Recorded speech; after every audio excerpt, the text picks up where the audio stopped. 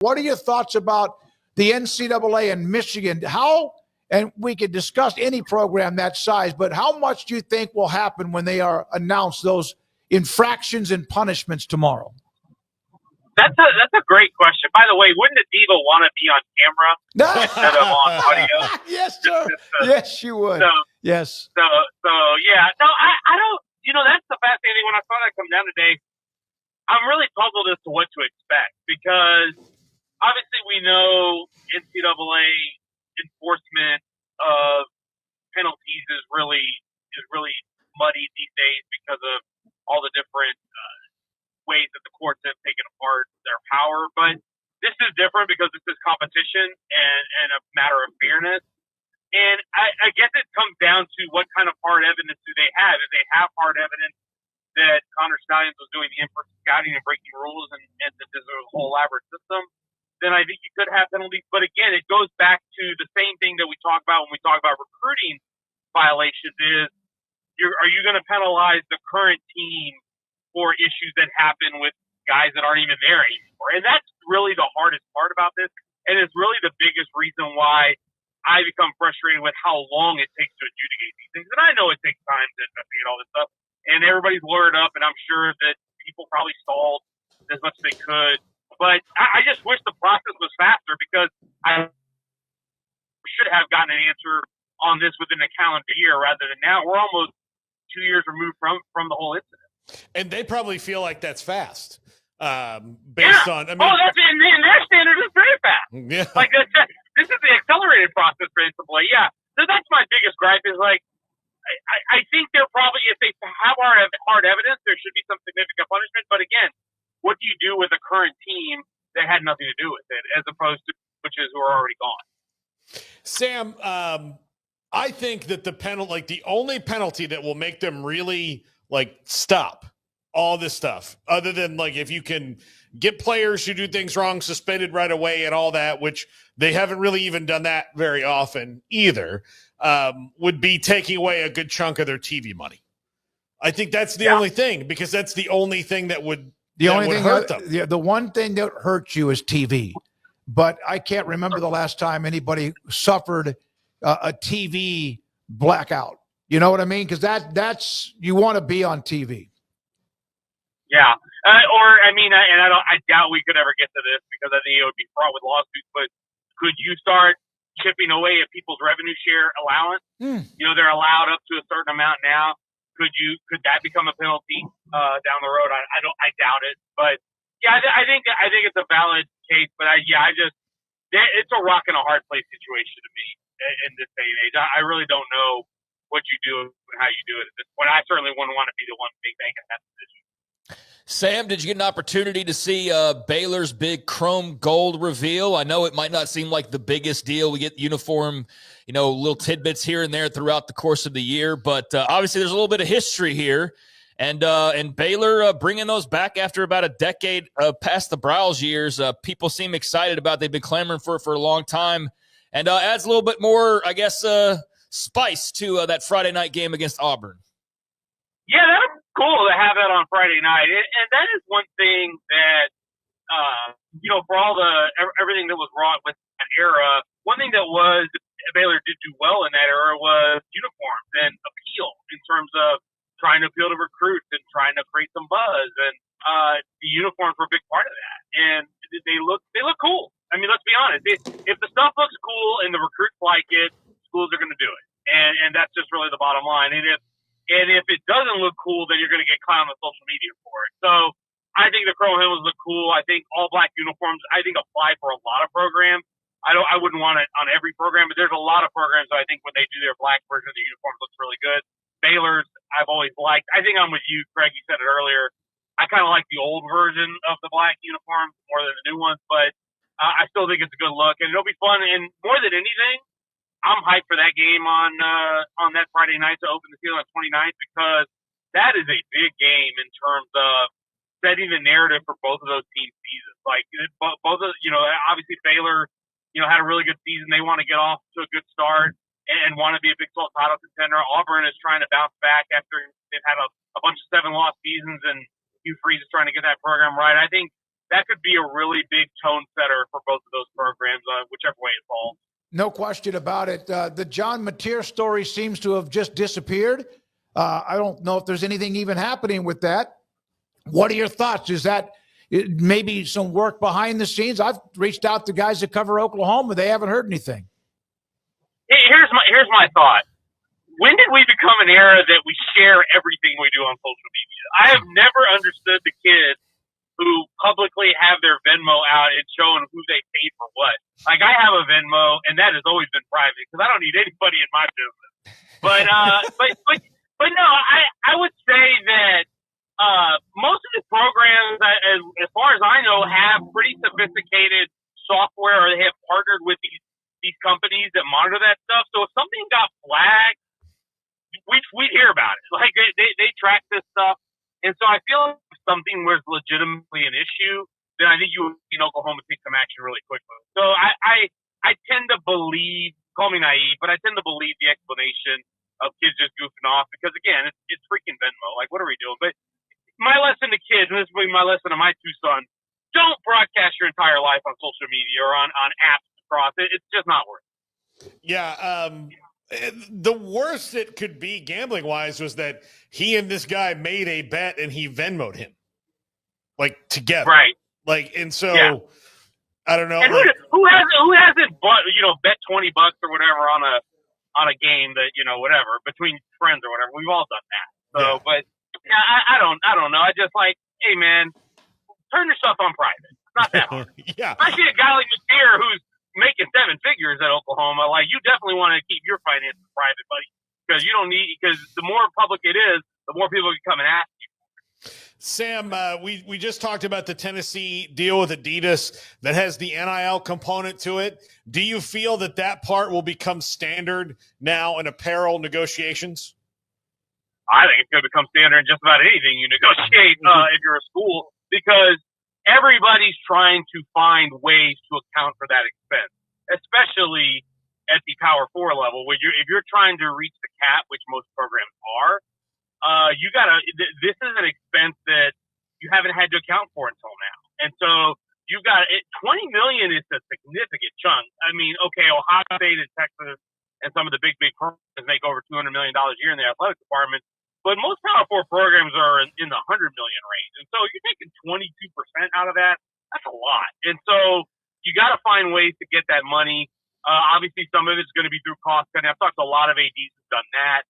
A lot of them are trying not to cut sports, but they're trying to cut staff or maybe not replace staff when certain people leave.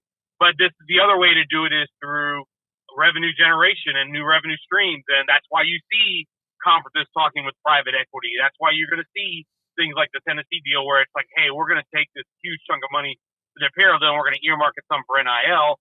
And not even just them, even in the group of 5. I think it was yesterday, Eric Morris at North Texas was posting something about a fundraiser that he and his family did where they were matching up to $50,000 in NIL to go towards the NIL fund. The programs know, coaches know, the way you win is getting players, and the way you got to get players, you got to be able to pay. And so any way you can do that makes sense. How long did you sit and look at the top 25 when it was released this week? Is that something like the preseason poll that you enjoy? Is it just kind of part of the deal and you move on? You sit there and pick it apart. How do you digest the preseason top 25? It's a little bit in between. Part of me cares about it because it's interesting. It's a talking point. You like to see where everybody is and where everybody perceives everyone to be. On the other hand, look, when the games kick off, that's how I'm judging these teams. But I did spend a lot of time parsing through it, in part because I did Chris Vanini's podcast and got asked about it. So I spent a lot of time parsing through it. I would say that I was definitely thought Miami was a little too high. I think they're at 10. I'm not real big on the Carson Beck train. I think Cam Ward was a much better player than him, and so to think that they're going to be as good of a team when they have a lot to replace on offense, and I don't think Carson Beck is the level of player that Cam Ward is, that has me a little bit skeptical. I would have liked Arizona State to be a little bit higher when you think about how much they bring back. Certainly interesting to see Texas Tech in it, obviously, because of everything they've done in the offseason. I also am a little bit higher on Iowa State. I really what they have and what they bring back, and I would have considered Baylor in the top 25. I was really interested to see Baylor was receiving votes and Utah was receiving votes, and Utah was receiving more votes than Baylor, which is interesting to me because Utah was so bad last year, and I know it was quarterback and injuries and all that, but it seems like everybody's buying into the Devin Dampier Jason Beck combo, and I'm definitely one of those. I think Utah could be a sleeper team in the Big 12. I wouldn't have put him in the preseason top 25, but Baylor brings back so much. You ended on such a hot streak last year, and they got the offensive coordinator back. They got the defensive staff back. You've got your starting quarterback back. All that points to me like Baylor could take off this year a little bit.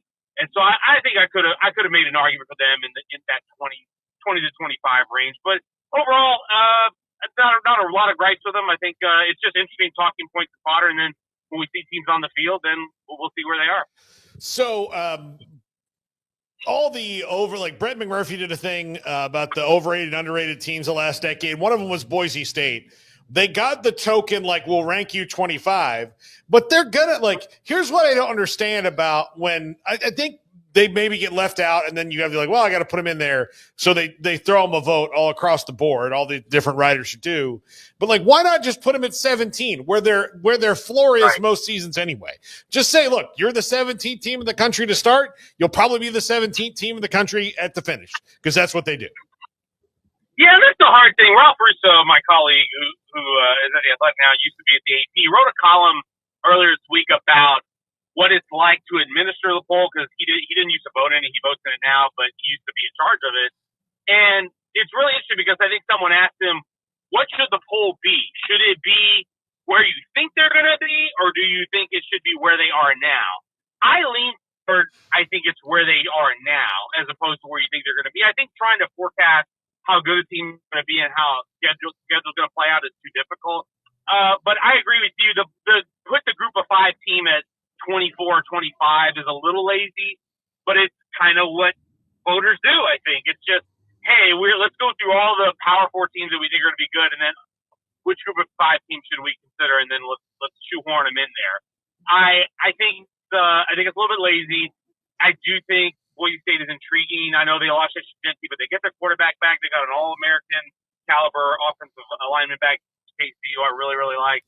I think Spencer Danielson's done a really good job since taking over there. I don't think there's any reason to think that they're not going to be good again. And there's other teams that I would consider also. I mean, not necessarily top 25, but other group of 5 teams. I think Tulane's one of those teams that you have to think about that's going to probably be a good team this year as well. So UNLV with Dan Mullen, I think, is very intriguing. I like the quarterback that they took. I think Anthony Calandra could be a lot of fun, and I think Mullen has proven to be able to get a lot of the talent he has, and UNLV I think has done a generally decent job of recruiting talent for the level they are. So, but yeah, I agree with you, Paul. If you think they're a top 20 team, put it in the top 20. Let's not just shove the group of 5 team in at 25. But you know what? The College Football Playoff Committee does it too, because in the first rankings that always come out, the group of 5 team either isn't there or they're like at 23, 24, 25. And so the writer's not the only one guilty of that. By the way, I saw your note. You were in Nashville. Is that correct, for that football symposium? What was that about? Yeah, me and Paul talked about that last week. It was like 1,100 personnel staffers from around the country, your GMs, your scouting directors, your directors of player personnel, your recruiting ops guys, all those people. NFL scouts were there too. Agents, a lot of agents turning around. That's part of the new world. So there's just a lot of shop talk about building rosters, salary cap, all this stuff. It's a really fascinating deal that started about 7-8 years ago with about 100 people, and it's grown into this big deal because the personnel world has grown into a big deal because roster management is probably the most important thing to build a team at this point. So it was fast trip, 3 days, learned a lot, got to meet a lot of people, and certainly looking forward to doing it again next year. Was your agent there? I do not have an agent. I don't make enough money to give to an agent to negotiate my salary. So yeah. I do not have an agent. Now, I'm not like the ESPN talking heads or the people who you see on SportsCenter that just have agents. I do not have an agent. I'm way more low maintenance than that. Can you pretend like you have one? Yeah, Like next time have your a guy walking around with a contract briefcase. is up, Yeah. you just say, listen, I'm going to run this by Cal. Yeah. Cal's a good agent name. I'm going to run this by Cal, my guy, and then we'll get back to you. And they'll be like, oh, man, he's really taking this seriously. Mm-hmm. You know, I don't know if any of you guys watch Better Call Saul, but Yeah. The guy who plays Saul Goodman, early on when he's trying to start his law career, he answers the phone pretending like he's the secretary, like he's the administrative assistant. And like law officer James McGill, like, should I pick up the phone to Sam Khan's office and then see if I can screen calls that way before I answer them? By the way, I saw the note or the article, Chris Vanini on college football coaching tiers, Marcus Freeman rising, Brent Venables teetering, and he has them in tiers. And the first tier has two guys, Kirby Smart and Dabo Sweeney. They have multiple national titles. Would Dabo have been at that top level before last year? Did he kind of get himself back in that, I guess, that atmosphere? And then there's some that, for example, Ryan Day and others who have not yet moved to tier one. Yeah, that's a good question. I think if you'd have done this a year ago, I think that's a valid point that Dabo Swinney probably wouldn't have been in the top tier. It was kind of, we were, especially after that season opener last year when they got rocked, everybody was jumping off the Dabo Swinney train. And then he had the meltdown with the radio guy, with Tyler from Spartanburg or whatever his name was. And so, but look at what they did. And then you look at where people project them this year as potentially a national title team. And they've got a really good defensive line. They got Cade Klubnik back. So I think it's fair with given his resume. Ryan Day is an interesting one. Kirk Cignetti in tier 2 was really interesting to me. But he has proven himself at multiple levels. And so I like that. Kyle Whittingham, I think, deserves to be in tier 2. He deserves to be in tier 2. Brian Kelly, probably so. But it's a fascinating list. Matt Campbell's one who's in tier 3 who, hey, if Iowa State goes and wins the Big 12 title this year, I would maybe bump him up to tier 2. Sonny Dykes in tier 3, played for a national championship, but they've had some up and down seasons. He's had, some up and down seasons throughout his career. So it's a lot of interesting fodder. And this is, we did quarterback tiers, me and Antonio Morales, earlier this offseason, trying to rank every starting quarterback. And so this task of trying to rank every coach, probably just as difficult, if not more. So I commend Chris on the effort because I'm sure the comments are probably filled with people telling him that he's wrong. Thank you, Sam. Con time most every Thursday at 3:30 with us on 365 Sports.